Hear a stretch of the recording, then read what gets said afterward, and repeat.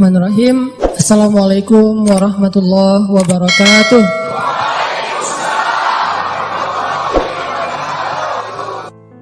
Kita akan ngebahas teknis untuk bisa menghijrahkan status dengan melobi langit dengan doa. Kan katanya doa itu bisa mengubah takdir, benar? Benar nggak tuh? Allah yang mengubah takdir dengan doa. Jadi bukan doa mengubah takdir, tapi Allah mengubah takdir dengan doa. Dan takdir itu bisa dirubah-rubah, suka-suka Allah dong. Orang Allah yang nulis takdir, yamhullahu ma yasha'u wa yuthbit, kata Allah. Allah bisa menghapus apa yang Dia tulis dan bisa menetapkan. Jadi nggak usah pesimis, nggak usah putus asa dulu. Wah, kayaknya memang takdirnya nggak bisa, orang yang jahat kayak saya, yang pernah punya masa lalu yang kelam, nikah dengan akhwat yang hafizoh dari pesantren apa gitu, kan kayaknya takdirnya nggak. Wal hafizin, wal hafizat, gimana sih? Wal hafizin, gimana sih ayatnya? Saya jadi lupa. Orang yang soleh, orang yang menjaga diri dengan orang yang menjaga diri, orang yang soleh dengan orang yang soleh. Atau yibin litoyibat, maaf, atau yibin litoyibat. Orang yang baik ketemu orang yang baik. Tapi kan saya mah orangnya udah keburu nggak baik duluan. Sekarang lagi belajar jadi orang baik tapi belum baik-baik amat. Sedangkan dia mah udah terpelihara dari dulu. Kayaknya kita mah nggak sekufu, nggak selevel, beda dunia. Yang satu dunia putih, satu dunia hitam. Ini gimana nih, nggak ketemu nih. Takdirnya mungkin kita emang nggak layak untuk dia, tetapi dengan doa Allah Subhanahu Wa Taala berkuasa untuk mengganti takdir. Makanya malam ini kita akan belajar tentang bagaimana menggunakan jalur langit untuk bisa mendapatkan hajat kita, baik menikah, dapat kerjaan, punya anak, dan keajaiban-keajaiban lain yang bisa kita dapatkan kalau kita tahu cara menggunakan jalur langit. Sebelum kita masuk materi itu, yuk kita tilawah bareng-bareng ayat yang standar lah tentang doa. Udah pada tahu kan? Silahkan dibuka. Ayat apa? Surat Al-Baqarah ayat 186. Itu standar banget kalau bab doa. Surat Al-Baqarah ayat 186.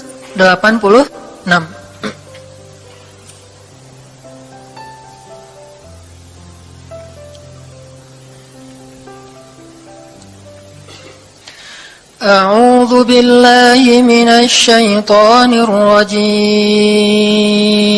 Enggak?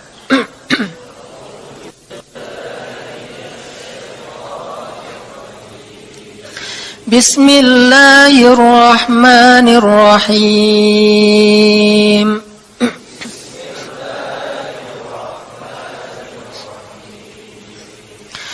Wa idza sa'alaka 'ibadi 'anni fa inni qarib.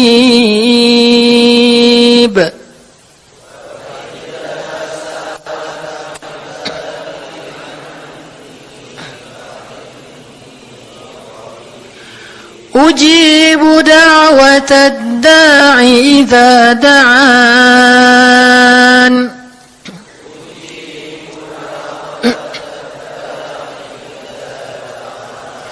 Falyastajibu li wal yu'minu bi la'allahum yarshudun.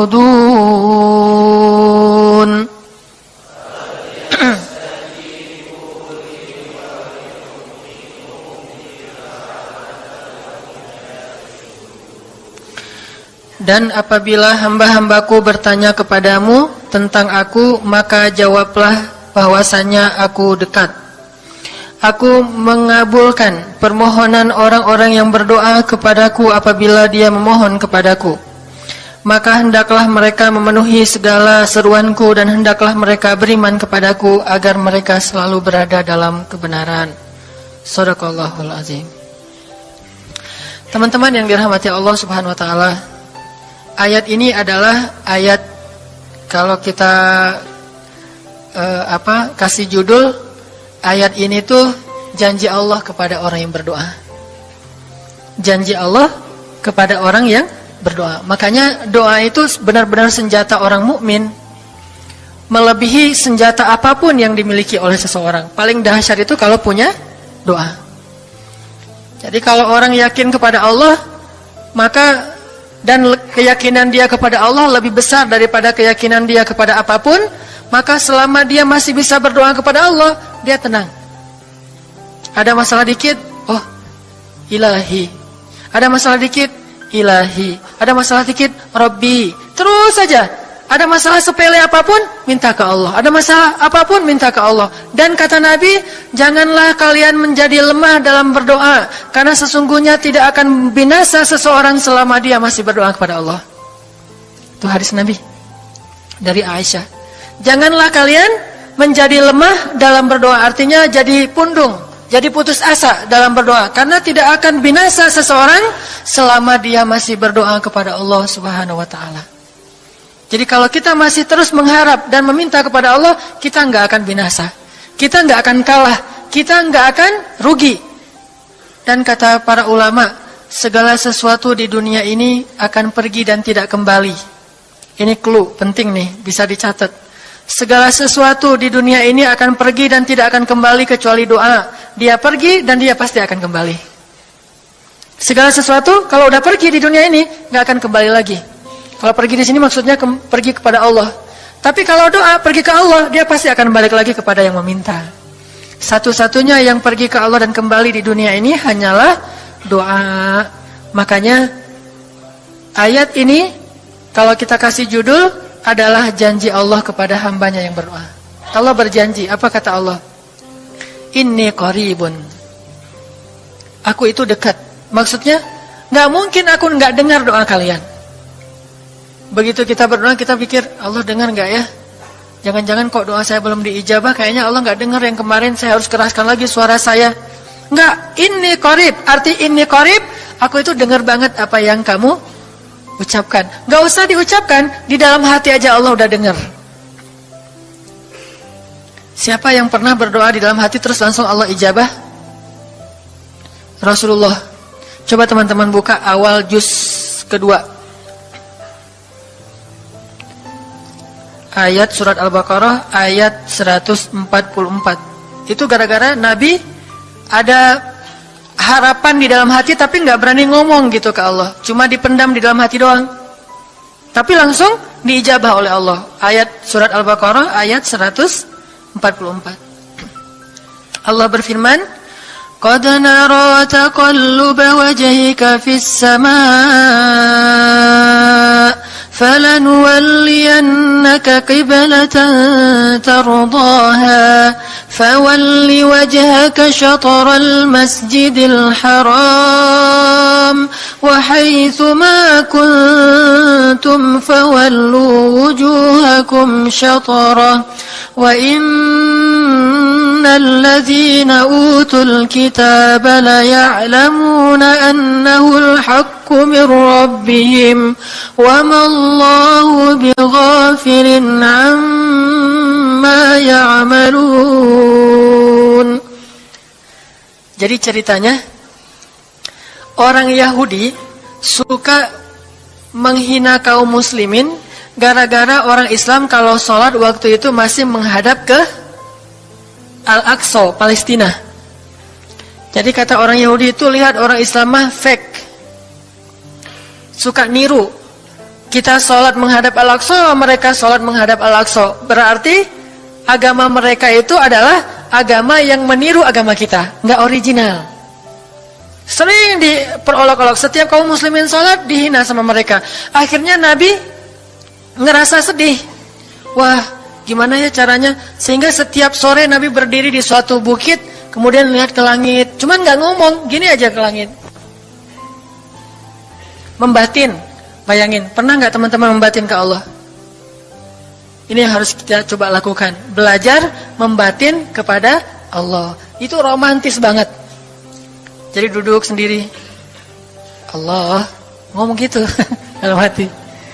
Dan yakinlah ini qarib, Allah tuh dengerin. Jangan pikir saya kayak ngomong sendiri, kayak orang kurang waras. Enggak, Allah itu mendengar. Jadi kita batin aja sama Allah, ngomong dalam hati, ya Allah, saya tuh lagi gini, ada masalah. Ngomong dalam hati kita, please Allah, please, gitu ya. Nah, Itu kalau kita membatin, inni qaribun wa asirru qaulakum aw ijharu bih innahu alimun bidzatis sudur. Jadi Nabi nggak enak mau ngomong, ya Allah tolong dong pindahin kiblat dari Masjidil Aqsa ke Masjidil Haram. Soalnya daripada dikata-katain melulu sama orang Yahudi, mau ngomong kayak gitu tuh nggak enak sama Allah. Malu Rasul ke Allah. Masa kiblat aja minta dipindahin. Akhirnya Nabi cuma ngelihat ke langit aja tiap hari. Udah selesai pulang. Besok lihat lagi ke langit. Turunlah ayat ini. Sesungguhnya kami telah melihat bagaimana kamu selalu menengadahkan wajahmu ke langit. Maka kami palingkan kiblat ke arah yang kamu sukai. Coba lihat. Turun wahyu untuk merespon doa Nabi yang bahkan belum diverbalkan. Belum diucapkan dengan kata-kata, tapi Allah udah ngerespon. Ini kan keajaiban doa nih. Cuman kita seringnya ngerasa udah minta berkali-kali kok nggak dikasih-kasih. Kita belajar sekarang. Rasul nggak usah minta pakai verbal, cuman membatin doang dalam hati, Allah udah ngasih. Pernah nggak teman-teman ngerasa kayak gitu? Ada kepengen sesuatu, tiba-tiba terwujud. Pernah kan? Tapi kepengennya yang baik-baik. Pengen misalnya, aduh, saya pengen banget umroh, cuman mau ngomong kayak gitu mah, saya mah orangnya kayaknya nggak mungkin bisa umroh kalau ngandalin harta. Orangnya nggak mampu, kerjanya juga pas-pasan, gimana mau umroh untuk makan aja susah. Tapi pengen banget dalam hati kita. Dan itu rindunya tuh rindu banget. Setiap kali ngelihat video atau tayangan di TV tentang umroh dan haji, menitikkan air mata. Saking kangennya ke Baitullah. Allah tahu itu dalam hati kita. Tiba-tiba ada jalan. Ada aja jalannya. Dan bisa dikasih sedekah, bisa juga hadiah, bisa juga door prize, bisa juga macam-macam. Pokoknya ada jalan aja, tiba-tiba bisa umroh. Dan saya sering banget membawa orang umroh. Di antara jamaah itu selalu ada 1 atau 2 orang yang umrohnya itu miracle, keajaiban dari Allah. Ketika saya cari tahu alasannya apa, ternyata emang dia dari dulu pengen banget umroh, cuman nggak bisa ngandelin hartanya. Allah kasih jalan yang lain. Bukankah Allah itu memampukan yang diundang, bukan mengundang yang mampu? Kan itu yang sering kita dengar kan? Allah tidak mengundang yang mampu, tetapi memampukan yang diundang. Kalau udah Allah undang, pasti mampu. Kalau Allah nggak ngundang, walaupun dia mampu nggak akan bisa. Jadi Allah bukan mengundang yang mampu, tetapi memampukan yang diundang. Sehingga kita kalau hati kita kayaknya pantas diundang, Allah undang tuh. Begitu juga dalam urusan rezeki.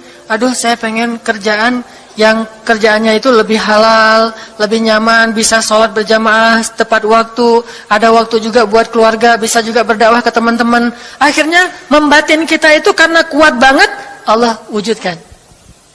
Ini artinya Allah qaribun, Allah maha dekat. Sehingga kalau kita pengen doa kita itu powerful, belajar dari as-siqah billah. Tips pertama adalah as-siqah billah. Percaya deh sama Allah. Percaya sama Allah. Jangan berdoa dengan ragu-ragu. Kayak kita datang kepada seseorang untuk minjem duit, tapi kita ragu. Dia nih kayaknya orangnya susah kalau dipinjemin. Kalau minta dipinjemin gitu. Ini saya lagi ada masalah dikit nih. Boleh minta bantu nggak? Apa? Gimana ya ngomongnya? Susah ngomongnya tuh ragu-ragu gitu kan ya. Akhirnya kita ngomongnya tuh nggak enak, nggak nyaman, membuat dia juga ngasih ke kita juga ragu-ragu. Akhirnya nggak nyaman tuh hubungan kita sama dia. Tapi kalau kita yakin banget sama dia orangnya baik, kalaupun dia nggak ngasih dengan cara yang kita minta, kita yakin bahwa dia tuh pasti akan nolong kita. Sehingga kita akan curhat masalah kita itu dengan tulus. Bahwa kita punya masalah kayak gini-gini, bukannya kita mau minta-minta, cuman sifat dari manusia itu saling tolong-menolong. Kita beritahu masalah kita, dan kita yakin dia pasti akan nolong kita. Kalau nggak bisa ngasih duit, dia akan minta tolong kepada orang lain yang mungkin bisa membantu kita. Dia akan ngasih link, dia akan memediasikan kita. Oh, aduh maaf ya, saya juga lagi sekarang lagi butuh uang. Ini lagi nabung-nabung juga, sama kita mah lagi sama-sama pengen hijrah status. Cuman, nih saya kenal ada temen nih yang dia alhamdulillah orangnya tuh suka banget bantu orang lain. Mungkin saya bisa merekomendasikan, saya bisa bantu kamu, ayo kita jalan bareng, ngomong sama temennya. Pokoknya kita yakin dia bisa nolong. Nah kalau kita yakin, percaya sama Allah, Allah itu gak butuh perantara. Allah bisa nolong kita dengan cara apapun. Walaupun takdirnya udah ditulis, kamu tuh gak akan punya istri sampai meninggal dunia. Ya Allah, masa gitu sih? Gak akan punya istri. Ya Allah, tapi gimana, masa saya mau hidup sendiri terus? Kamu gak akan punya istri, kata malaikat teh. Ini orang doanya katakan malaikat dengerin doa kita ya. Kalau di hati malaikat nggak tahu, tapi kalau di lisan kita doa, ya Allah, beri saya seorang suami yang benar-benar bisa mendidik agama saya. Kata malaikat, Neng, ganti doa yang lain aja tuh Neng. Itu mah takdirnya udah ditulis, Neng nggak akan punya suami. Kata malaikat. Kita mah walaupun malaikat ngomong gitu, biarin aja. Ya Allah, Engkau Maha Rahman, Maha Wadud, Engkau bisa mengubah takdir.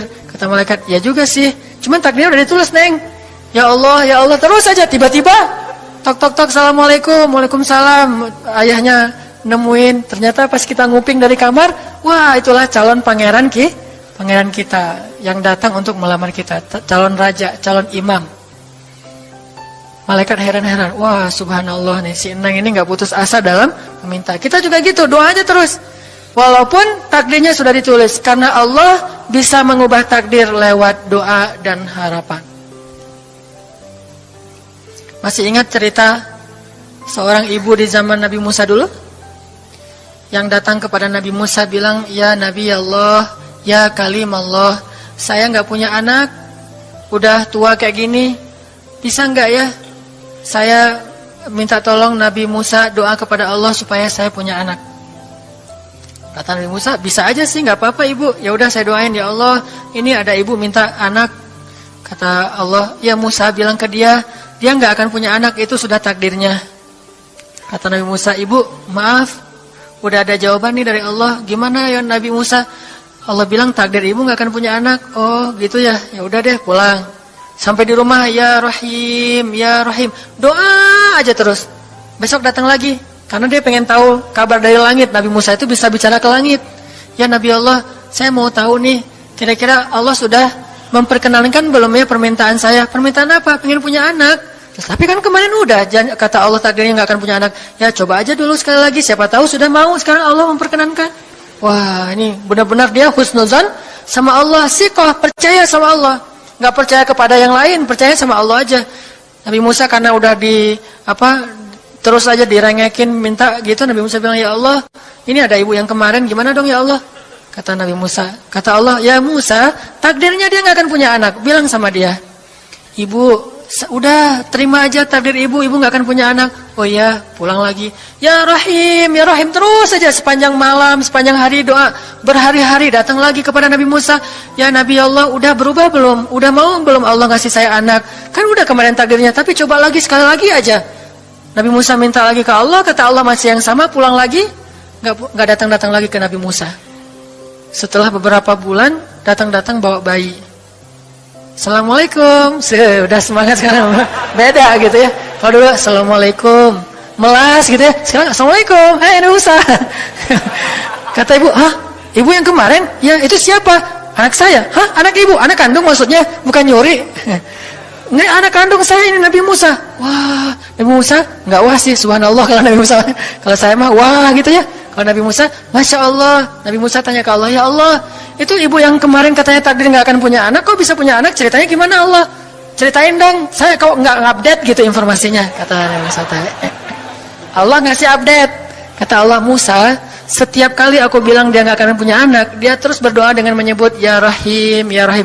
Allah itu kan senang banget dipuji, dan Allah lebih berhak untuk dipuji. Kalau kita senang dipuji nggak baik. Kalau Allah senang dipuji, emang punya hak untuk dipuji kan? Allah senang dipuji. Dia bilang Ya Rahim, kamu bilang gak akan punya anak, dia bilang Ya Rahim, terus saja berharap. Wahai Musa, sesungguhnya rahmatku mendahului takdir. Rahmatku mendahului takdir. Akhirnya dengan sifat Rahim, Allah mengubah takdir ibu ini. Walaupun secara ilmiah gak mungkin punya anak karena sudah menopause. Tetapi Allah yang memiliki kekuasaan atas segala sesuatu. Nah, tips pertama adalah kalau kita pengen doanya powerful, melahirkan mukjizat dan keajaiban, adalah as-siqah billah, harus percaya sama Allah. Pertama, percaya bahwa Allah Subhanahu wa taala itu maha kuasa mengubah apapun yang Dia kehendaki. Apa yang Allah ingin, masya Allah kan pasti terjadi. Wa man lam yasha lam yakun. Kalau Allah nggak pengen, nggak akan terjadi.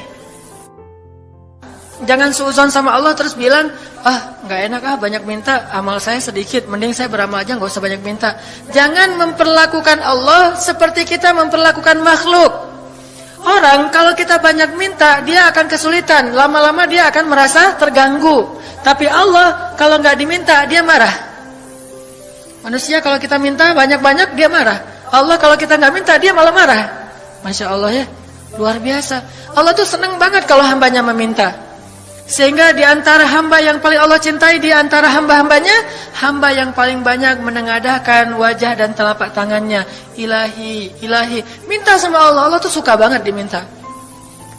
Orang yang suka meminta itu bahasa Arabnya awwahun. Inna Ibrahim la'awwahun halim. Ibrahim itu hamba yang awwahun halimun. Awwah, halim. Halim itu artinya menahan amarah. Awwah, da'a. Da'a artinya banyak berdoa. Kalau da' itu berdoa. Kalau da'a senang banget doa. Ada masalah dikit, ilahi, Rabbi, ngadu aja ke Allah, manja gitu. Dan Allah tuh senang banget dengan hamba yang kayak gitu.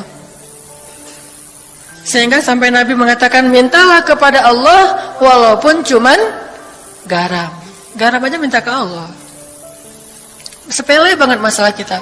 Ya Allah, mudah-mudahan nanti nggak macet ya. Minta sama Allah. Kok macet ya Allah? Ya biar kita sabar. Udah tahu jam macet berangkatnya telat gitu ya. Jangan salahin Allah. Tapi minta, bilang, biasakan kita tuh komunikasi sama Allah dengan manja. Ya Allah, mudah-mudahan saya bisa jawab ujiannya. Udah belajar sih ya Allah, cuma nggak tahu kan semuanya di tanganmu. Minta ke Allah. Bismillahirrahmanirrahim. Makan ya Allah, ini rezeki darimu. Makasih ya, makan. Kalau bahasa lainnya makasih, alhamdulillah. Alhamdulillahilladzi at'amani hadza wa razaqanihi min ghairi haulin minni wala quwwah. Hafal tuh?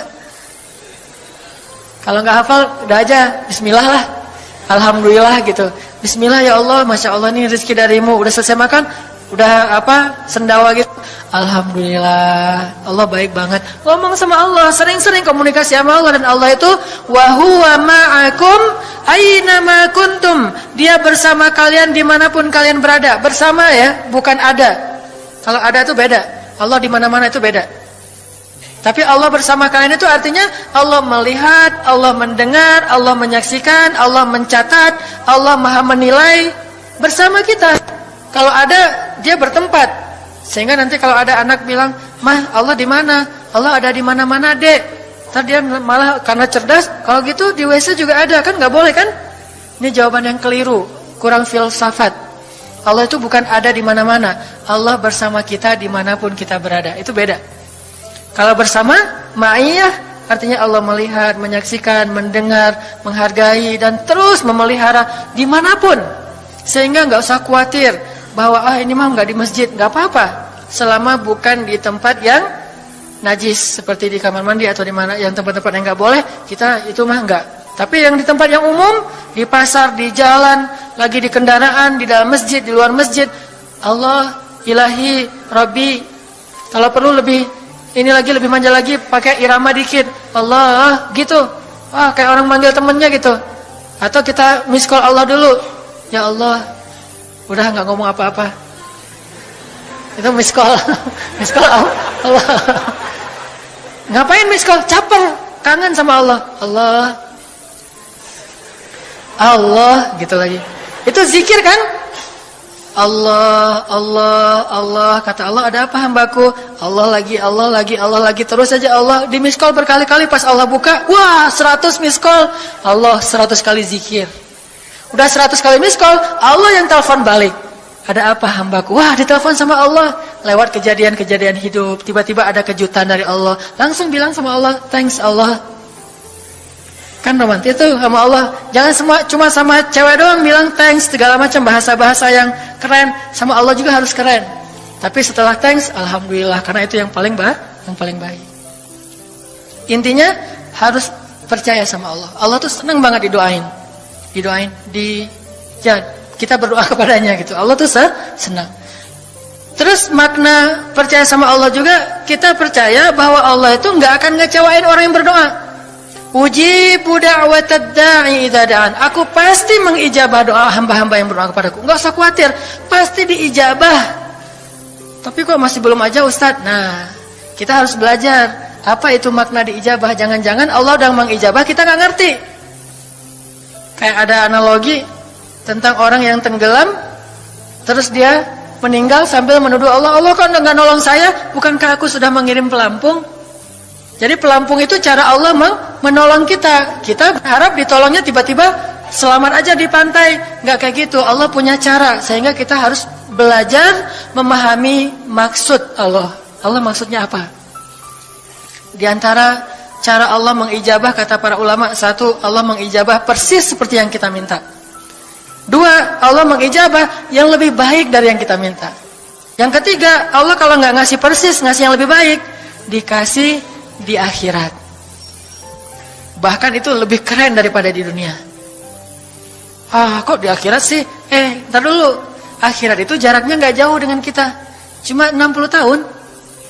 60 tahun tuh cepat banget loh. Sekarang rata-rata usianya berapa? Bahaya kalau nanya usia. Kalau saya mah udah setengah, udah 30-an tahun. Teman-teman pasti masih 17 ya. Angkat tangan yang 17.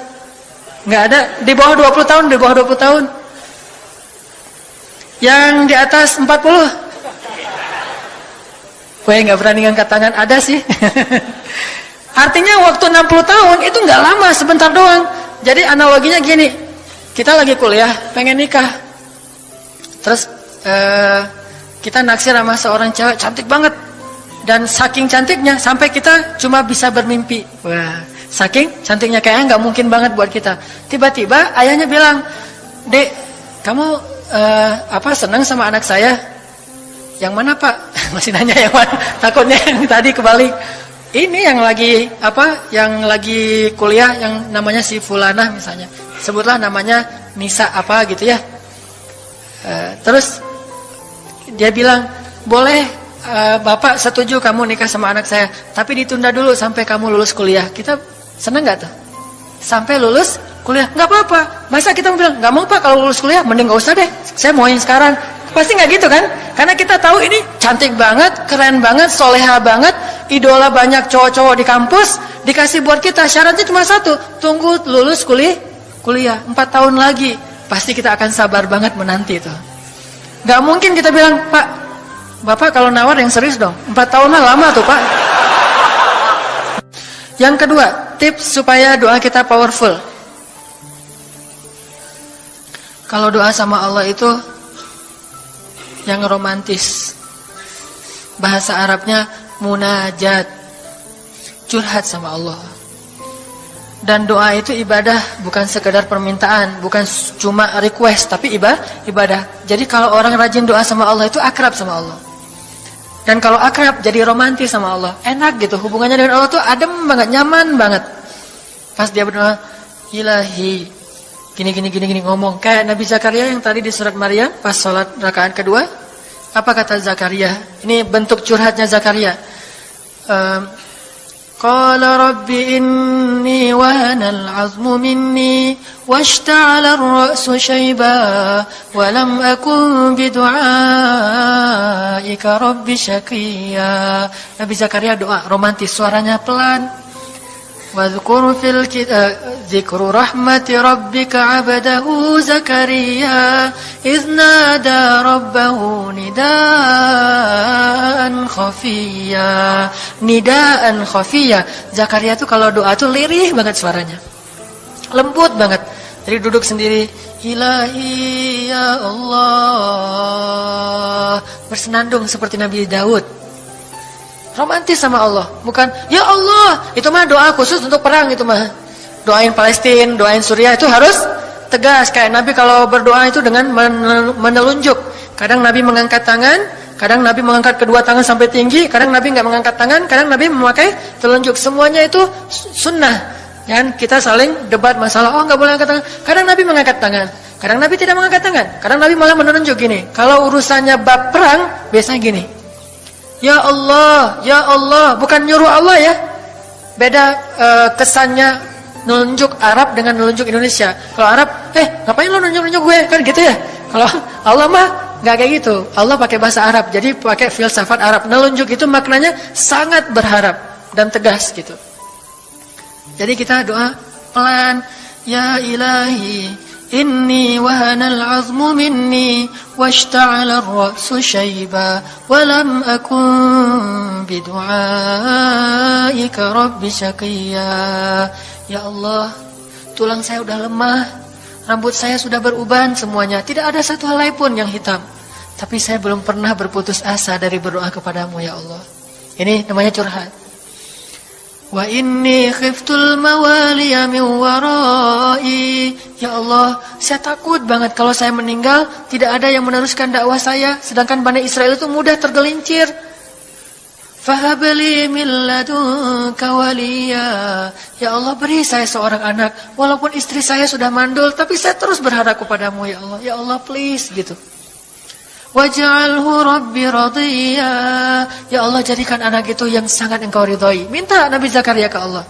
Tiba-tiba dapat kejutan. Ya Zakaria, inna nubashshiruka bi ghulam. Wahai Zakaria, bergembiralah, kamu akan punya seorang anak laki-laki. Itu hasil curhat ke Allah. Langsung Allah kasih nama. Ismuhu Yahya lam naj'al lahu min qablu samiyya. Namanya Yahya, kata Allah. Jangan cari lagi di Google. Udah ada namanya tuh, nggak perlu lagi nyari di googling gitu, nama yang bagus apa gitu kan ya. Lagi serius-serius. Ismuhu Yahya, itu sebaik-baik nama, namanya datang dari langit.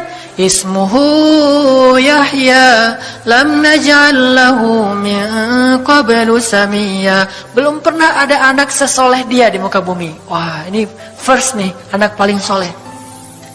Terus kata Allah, wa hananan, anaknya lemah lembut, wa zakatan, anaknya suci, wa taqiyya, anaknya bertakwa, namanya Hanan At-Taqi.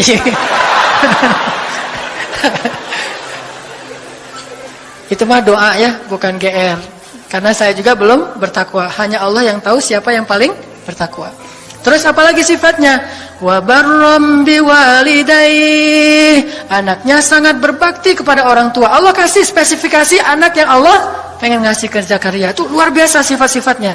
Wa barram biwalidayhi, enggak pernah nyakitin orang tua. Walam yakun jabbaran 'asiyya, enggak pernah berlaku kasar, tidak pernah bermaksiat, enggak pernah berdosa tuh Yahya. Wassalam, Allah menjaga dia.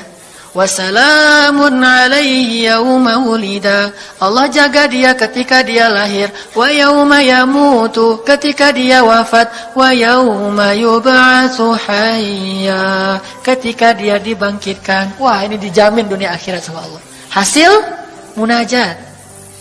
Allah kasih kejutan yang paling istimewa. Makanya bermunajatlah kepada Allah. Ya Allah, titikan air mata, ngomong sama Allah masalahnya apa. Ya Allah, saya pengen nikah banget. Bukan apa-apa ya Allah, saya pengen punya keturunan yang soleh-solehah. Saya pengen sholat berjamaah waktu tahajud. Saya pengen diimami oleh seorang imam yang baik bacaannya, yang soleh. Saya pengen mendidik anak saya berdua dengan pasangan saya. Saya pengen, yang baik-baik sebutin. Pengennya kita, hajat kita itu apa. Cuman ya Allah, saya kurang modal. Ngomong Allah kayak gitu. Gak apa-apa pakai gaya-gaya kita sendiri, gaya Sunda, gaya apa, bebas lah. Ya Allah, kurang modal banget, gimana nih ya Allah, tapi kan engkau maha kaya ya Allah, bilang gitu. Dan Allah akan mengatakan, lihat hambaku memujiku. Kan kayak kita bilang, alhamdulillahi rabbil alamin. Allah bilang, hambaku memujiku. Ar-Rahmanir Rahim, hambaku mengagungkanku. Maliki yaumiddin, hambaku gimana sih hadisnya tuh, kan gitu kan ya. Allah merespon setiap ucapan hambanya. Jadi kita bilang, tapi kan engkau maha kaya ya Allah. Oh iya benar. Cuman saya belum juga nemu siapa calonnya ya Allah. Nah, tapi kan engkau maha tahu ya Allah. Oh iya. Nanti Allah tiba-tiba dalam mimpi disebutin gitu. Wah, jelas spesifikasinya, wajahnya kayak gini, senyum-senyum ke kita di dalam mimpi gitu ya. Terus kasih kartu nama. Pas kita bangun ternyata kartu namanya ada di tangan kita. Cie, kayak di film. Bisa gitu. Tiba-tiba ke-save di HP kita ada nama yang saya perasaan nggak pernah nge-save nomor ini deh. Malaikat yang nge-save. Itu semuanya mukjizat dari Allah. Nggak usah khawatir.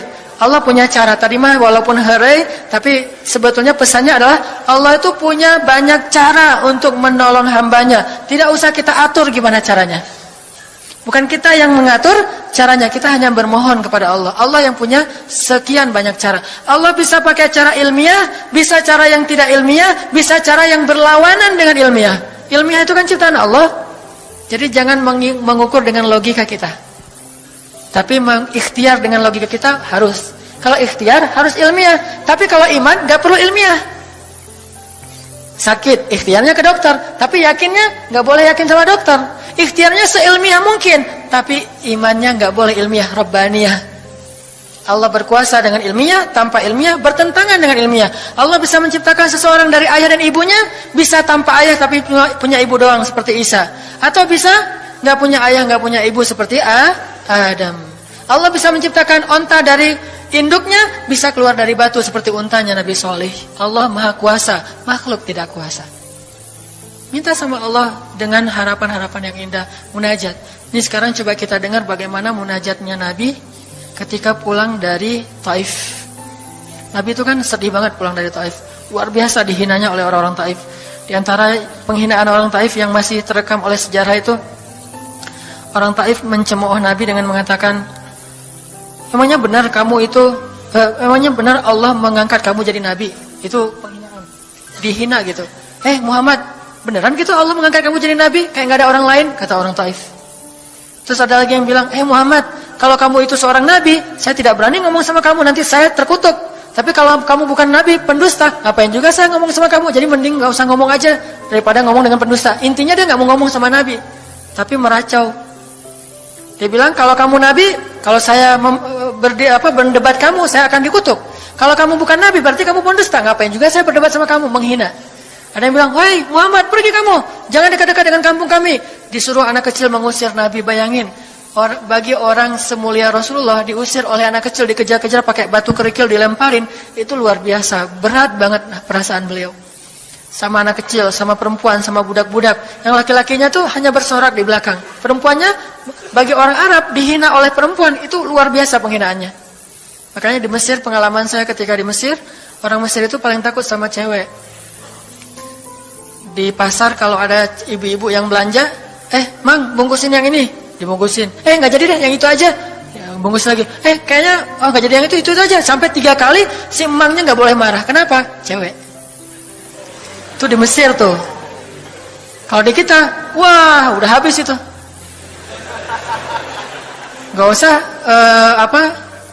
cewek yang sebaya, ibu-ibu aja bisa dihina di kita kan ya, nggak menghormati orang tua. Kalau di Mesir, perempuan apalagi yang udah usia orang tua itu sangat dimuliakan. Naik bus gitu. Ada ibu-ibu orang Mesir kan gede-gede tuh. Naik bus, dia naik bus aja, naik damri gitu susah. Akhirnya barang-barangnya pada diambil sama orang-orang di dalam, dia naik sendiri. Bismillah, masya Allah, gitu-gitu orang Mesir teh kalau lagi naik damri. Pas sudah di atas, semua orang berdiri mempersilahkan dia pilih tempat duduk yang mana.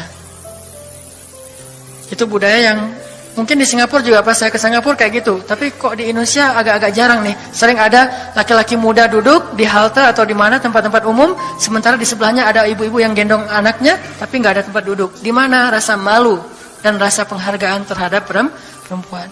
Makanya kalau sampai seorang ribut dengan perempuan di tempat umum, itu di Mesir aib banget. Jadi kalau kita ramai sama seorang cewek atau seorang ibu-ibu di tempat umum, pasti orang-orang Mesir akan marahin kita, nggak marahin dia, walaupun dia yang salah. Ya aib kata orang Mesir. Aib jangan kayak gitu, aib jangan kayak gitu. Tapi kalau kita berantemnya sesama laki-laki, dia akan bilang sallu ala nabi, salawatlah kepada nabi. Kayak gitu cara mendamaikan pertengkaran di Mesir. Dan menurut survei kecil-kecilan saya, orang Mesir itu paling sering bertengkar di bus kalau lagi bulan puasa, lapar soalnya.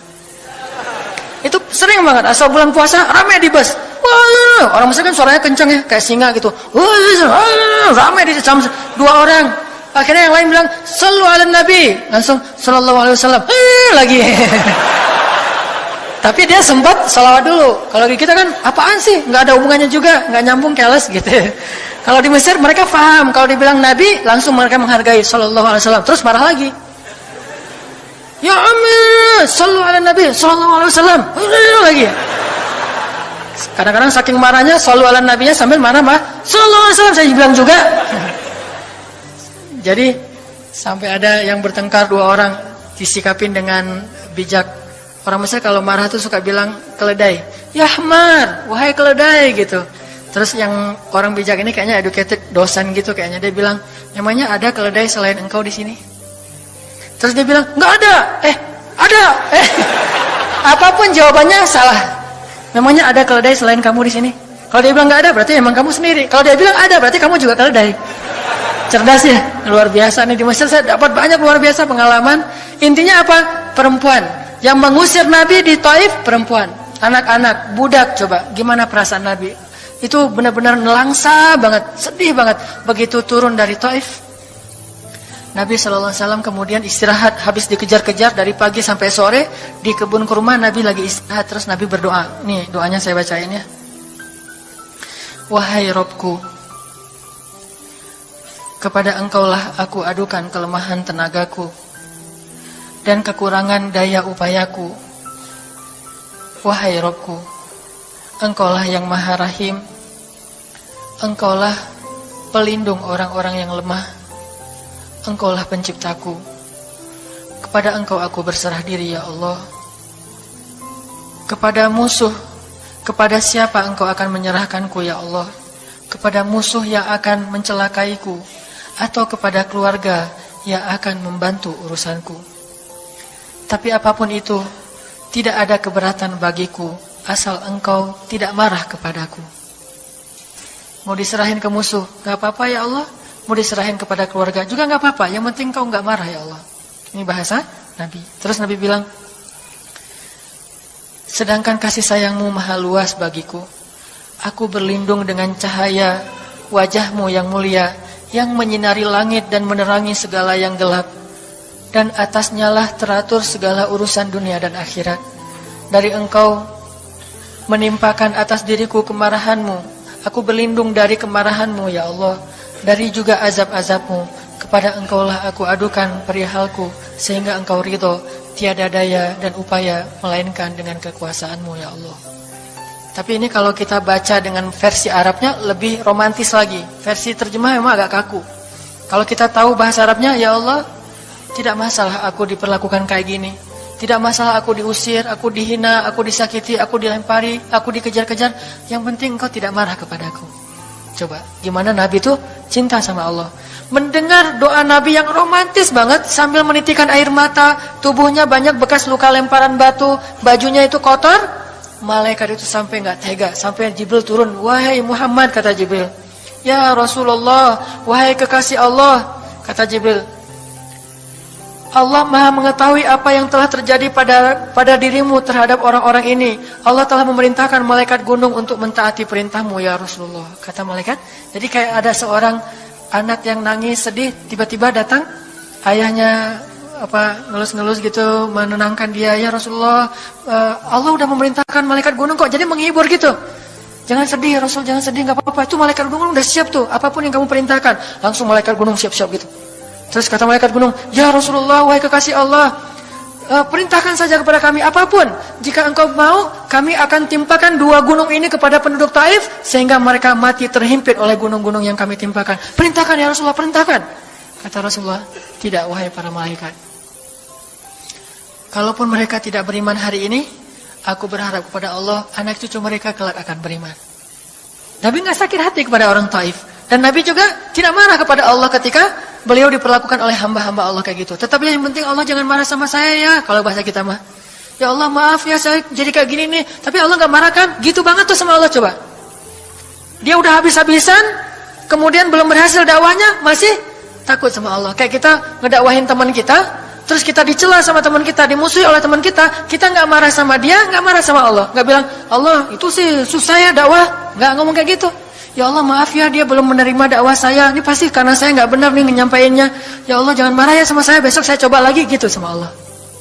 Terus ke orangnya gak marah karena mungkin dia fa'innahum la ya'lamun, mereka tidak mengerti. Besok akan dicoba lagi, didakwahin lagi, diajak lagi, terus aja kayak gitu.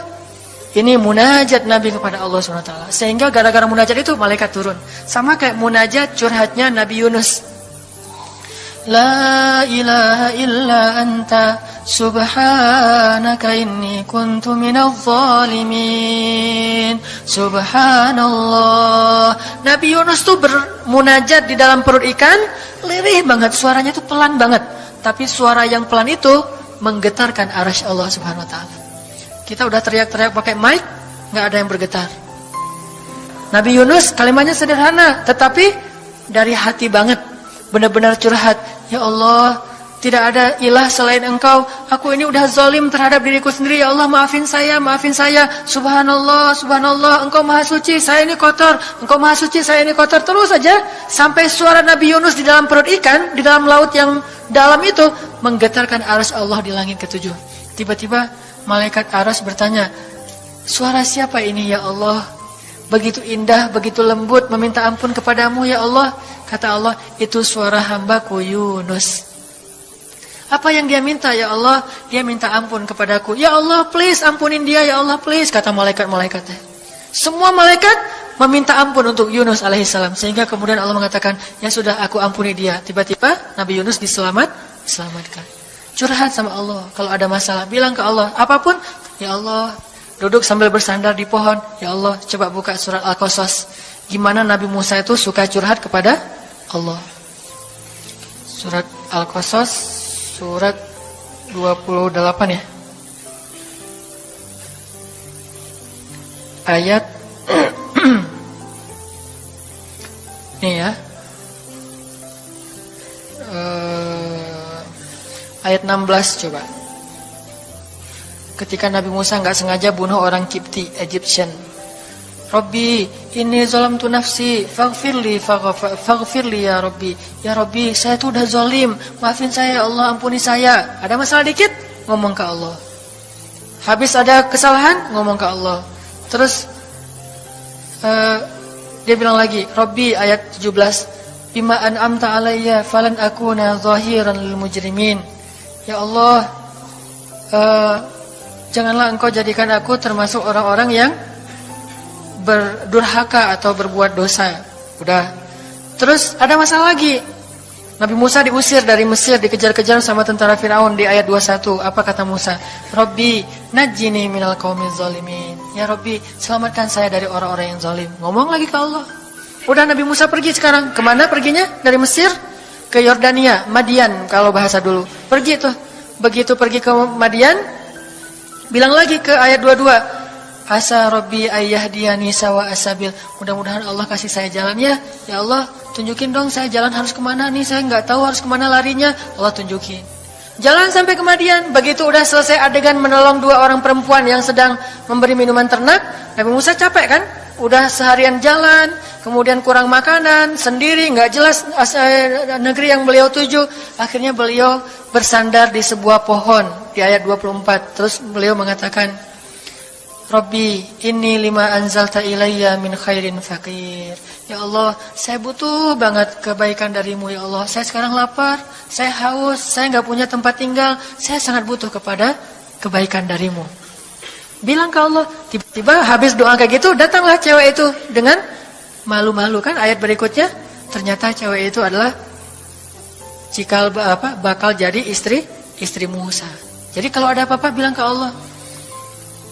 Gak sengaja ngelihat Instagram, oh ada yang cantik, Rabbi, yang ini nih, yang saya gak sengaja gitu. Tapi jangan dikepoin ya, dan jangan terlalu lama ngelihatnya, sekilas saja. Atau minimal kalau nggak yang ini, yang kayak gini ya Allah, ya Allah, gitu. Ngomong nanti ketika selesai sholat. Makanya banyak-banyak doa sama Allah. Dan yang romantis, yang lembut, banyak-banyak berzikir. Jadi sebelum doa itu tasbih dulu. Tasbihnya dengan bahasa yang kita nyaman.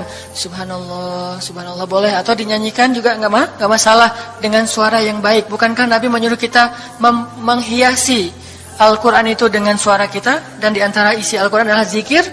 Kita bisa bilang Subhanallah, Subhanallah, Subhanallah. Coba kayak gitu malam hari sendiri. Pasti orang yang lewat dekat rumah kita bakalan lari gitu ya, dikirain ada soal. Malam hari zikir di kos-kosan gitu, pada teman-teman pada kabur semuanya. Dikirain ada yang gentayangan. Subhanallah, subhanallah, subhanallah. Jadi kalau teman-teman bersiul, bersiullah dengan zikrullah. Daripada kita bersiul dengan lagu-lagu yang misalnya hanya irama biasa kan ya.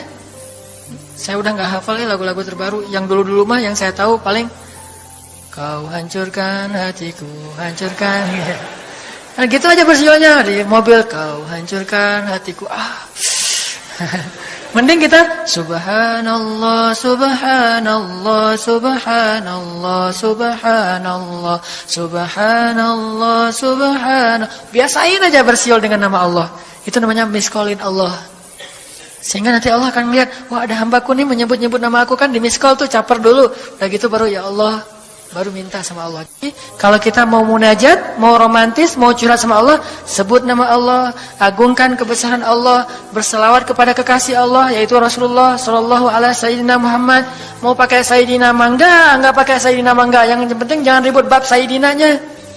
Mau doa aja, enggak ada tuh Sayyidina, rame kan? Gak ada berdoa, ada jadi debat kan ya, komen, udah aja enggak masalah. Mau pakai Sayyidina mangga, enggak pakai Sayyidina juga enggak masalah, tergantung mazhab. Ada yang nyaman harus pakai Sayyidina karena saya cinta sama Rasulullah. Ada yang nyaman saya justru karena cinta sama Rasulullah, gak mau nambah-nambah kayak gimana Nabi mengucapkan aja, mangga. Yang penting salawat. Allahumma sholli ala Muhammad, Allahumma sholli ala Sayyidina Muhammad. Baru minta, ya Allah saya lagi ada masalah gini nih ya Allah, sebutin, curhat sama Allah. Dengan demikian doa kita akan diijabah insyaallah. Tapi ini baru berapa nih? Baru 2 ya. Ada beberapa tips untuk doa yang powerful, insyaallah ini akan kita lanjutkan pada pertemuan yang akan datang.